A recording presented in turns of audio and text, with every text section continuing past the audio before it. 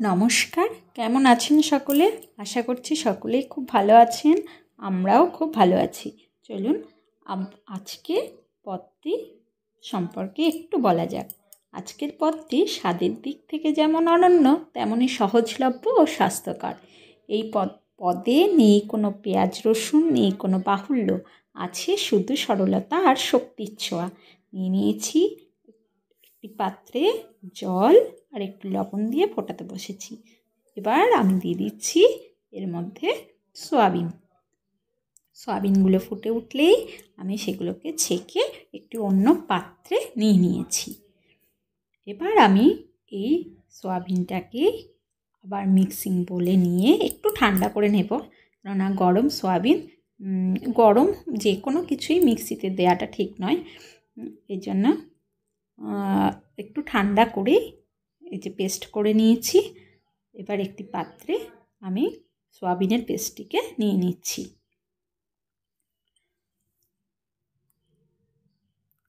এক চামচ আদা বাটা, জিরে বাটা, একটু লবণ, কেননা লবণ দিয়েই আমি সেদ্ধটা করেছিলাম। একটু লবণ দিয়ে দিচ্ছি, একটু হলুদ,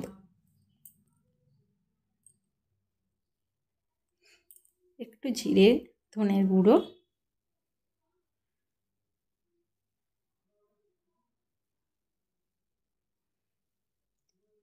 আর থাকবে একটু বেসন, 2 চামচ মতো বেসন দিয়ে দিয়েছি। আর একটি আলু, সেদ্ধ করা একটু আলু আমি দিয়ে দিচ্ছি বাইন্ডিংয়ে। এটা বেশ শক্ত করতে হবে। আর এভাবে মুইঠার মতো করে গড়ে নিয়েছি। কড়াইতে তেল দিয়ে দিয়েছি। তেলটা একটু গরম হলেই আমি এগুলোকে একটা করে ছেড়ে দেব। ছেড়ে দিয়ে বেশ সুন্দর করে ভেজে নেব। দেখতেও ভালো, খেতেও ভালো, আর মনও থাকবে ভালো। এই ভাজতে ভাজতেই রবি ঠাকুরের কথা একটু বলি। তিনি কিন্তু বলেছেন, আমরা সবাই জানি, যদি তোর ডাক শুনে কেউ না আসে তবে একলা চলো রে। জীবনে কখনো কখনো পাশে কেউ থাকে না, বন্ধু সঙ্গী সহযাত্রী সবাই সরে যায়, কিন্তু থেমে থাকা নয়, নিজের শক্তিকে চেনো। একলা চলার নামই তো জীবন। এই তরকারি যেমন নিরামিষ নিরালম্ব, তেমনই শক্তিশালী, কারণ ভিতরে বলই আসল বল।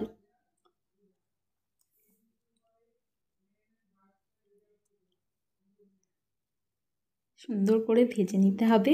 এগুলো কিন্তু আপনি শুধু জাস্ট এরকম ভেজেও খেতে পারেন, কিন্তু আমি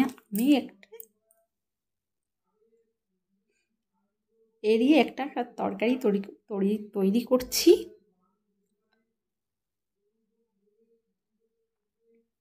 কত সুন্দর লাগছে, কাটলেটের মতো মনে হচ্ছে।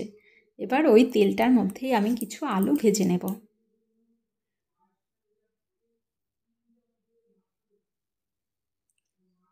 আলুগুলো একটু হলুদ দিয়ে দিচ্ছি আর একটু লবণ দিয়ে দিচ্ছি।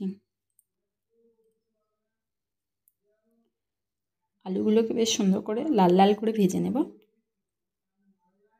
তোমার আপন প্রভা তোমাকেই প্রকাশ করিতে দাও। আমরা অনেকেই ভয়ে বা সংশয়ে নিজেদের গুণ, ভালোবাসা বা প্রতিভা প্রকাশ করতে পারি না, কিন্তু প্রত্যেক মানুষের মধ্যেই আছে নিজস্ব আলো। রান্না হোক, গান হোক, কাজ হোক, নিজের সত্তাকে প্রকাশ করাই সাহসের কাজ। আজকের রান্না তাই শুধু পদ নয়, আত্মপ্রকাশের এক রূপ। আলুগুলোকে ভাজা হয়ে গেছে, তুলে নিচ্ছি। এবার আমি এই তেলটাতেই ফোড়নগুলো সব দিয়ে দেব। এলাচ, লবঙ্গ, দারচিনি,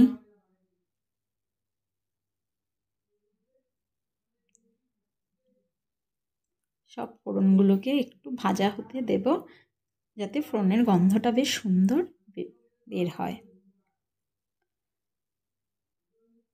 তেজপাতা, এবার ফোড়নগুলোকে হালকা একটু নেড়ে নেব।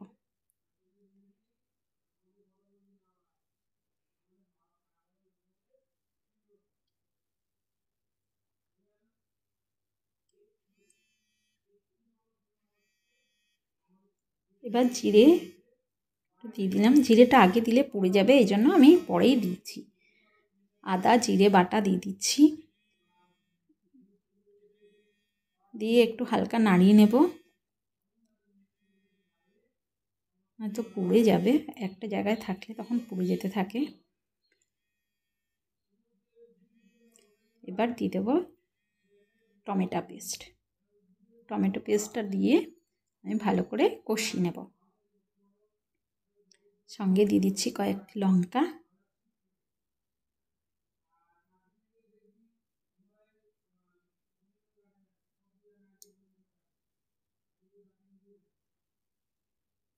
টমেটোটা যতক্ষণ না একটু ভাজা ভাজা হয়ে যাচ্ছে ততক্ষণ পর্যন্ত কষিয়ে নেব। একটু মশলাগুলোকে ভেজে নেব।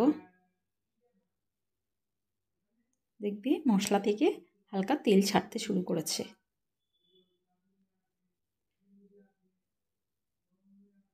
তখনই আমি এই ভাজা আলুগুলোকে এর সঙ্গে মিশিয়ে নিচ্ছি।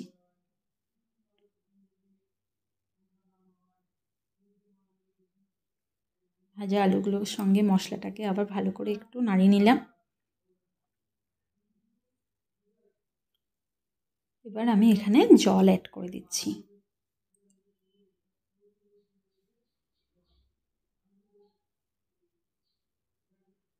জলটা দিয়ে যখনই ফুটে উঠবে একটু হলুদ দিচ্ছি।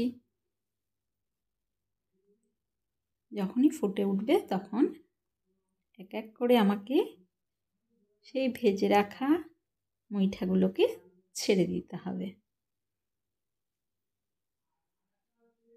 বেশ সুন্দর করে ফুটতে থাকবে।